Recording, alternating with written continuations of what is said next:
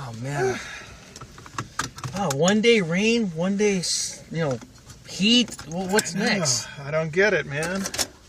What's up, guys? This is Brian. Jesse. You're watching MMA the hard way in the car.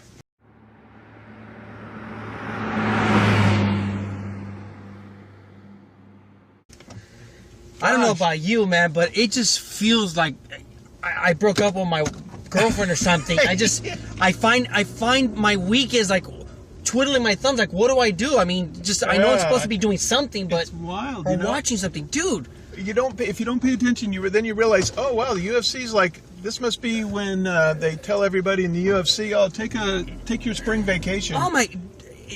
To me, it just seems like these couple weeks have taken forever.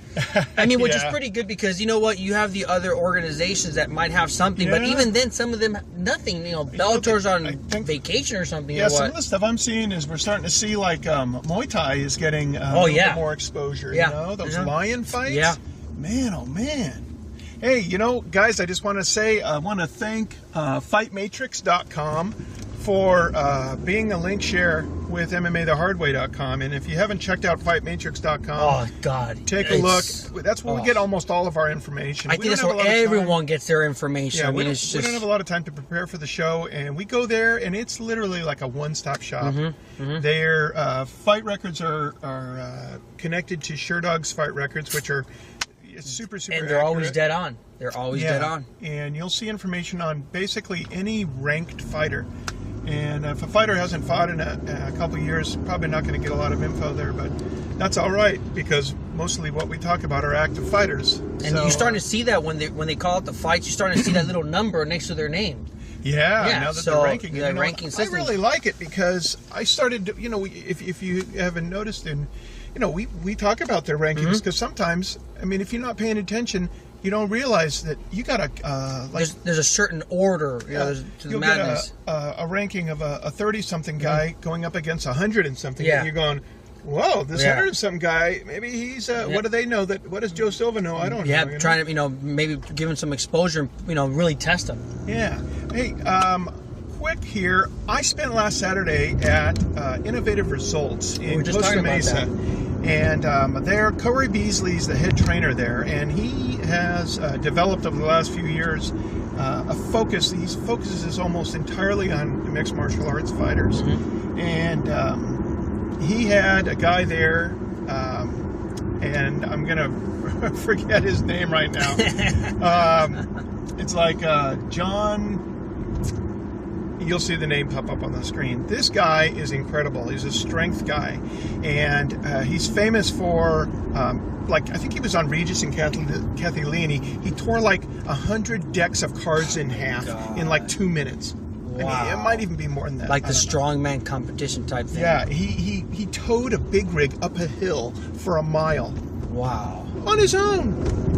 And so this guy, I got to see him showing trainers and coaches taking them through this battling ropes course. We've seen a lot of these fighter focus videos, behind the scenes videos where you see the guys training and they use those gigantic ropes. Well, he was showing them all these techniques with ropes and chains, and so you're going to be seeing a video series come out on the channel Whiplash, youtube.com/Whiplash TV if you want to subscribe.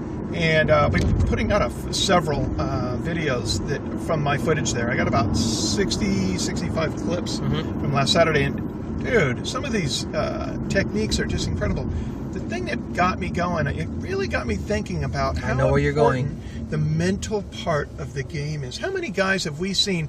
And Corey Beasley told me this. He says they're physically gifted, and he says they're physical giants and mental midgets. Yep. And I was like, whoa. Well, we were just talking about that during right now our lunch. That it's almost as if a fighter uses his body as a medium for his brain to basically impose his will in tactics, and he just uses his body just to do what the mind wants to do.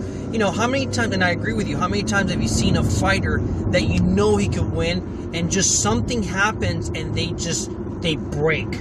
Yeah. They just break. It's like they pop a gasket or something. They don't know. Like, perfect example. We saw Nate Diaz destroy Cerrone. And one of the best performances of his career. And then we saw him up against Ben Henderson. And we were like, does he have like pneumonia or something? Did someone die in his family? No disrespect towards Nate Diaz. But he was a totally different fighter. Yeah. You know, his demeanor, his actions, his moving, everything. He just seemed like he was just not there. And I agree with you with the mental aspect. Totally agree with the mental aspect. So it was just really incredible. So take that into account when you watch the video series, because you'll see how some of these exercises get fighters focused on what do you do when you're fatigued? How does your mind, how do you program your muscle memory to react to fatigue? That was incredible, dude, I tell you. You know, like I liked it when John Jones was getting ready. I think it was when he was getting ready for Rashad.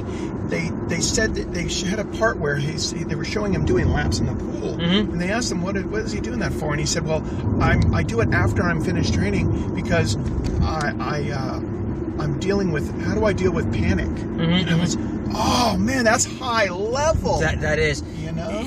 I think he also stated something along the lines that he uses as just time to himself and just to gather his thoughts and stay mentally and sharp.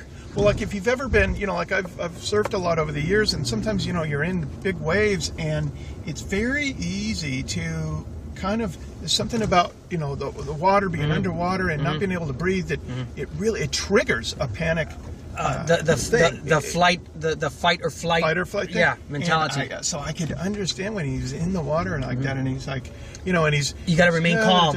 And he's having to, he knows he could just stand up, obviously. Yeah. But I think it's like working on that subconscious part of the mind that just says, I'm used to this, I'm okay. It's like it's like military. It's repetition. Just stay mentally strong. It's like what a drill sergeant once said is, basically, blood and tears is the weakness leaving the body. That's one thing I remember from back in the old days when I used to wear camouflage. Oh yeah. Hey, so we just wanted to put out a little quick short one. Little teaser. Yep, we will be putting out a breakdown of UFC on Fuel. We're going to have Belfort versus Rockhold. Rockhold finally making his long-awaited debut. I talked to him a while back I talked to him at SEMA. He says, I want that 185 belt. I want that 185 belt. So he's ready for it. He's ready for it, but he has to get past Vitor. Vitor's no joke. He wants that belt. He stated, I don't care who I fight. I want the belt. So he's already in his mind game already. He does. A new Vitor. Reinvigorated Vitor. Yeah, he it's funny because he didn't say I want to fight Anderson Silva for the belt. He said I don't care who has the belt. So even a lot of people are looking forward to Anderson Silva. Weidman. They're looking forward to it, and so is Vitor. He'll be ready. So please subscribe and also share this with your friends. And visit MMAthehardway.com for news and details and fighter videos. Thanks a lot for the support. Keep the tweeters coming. See ya.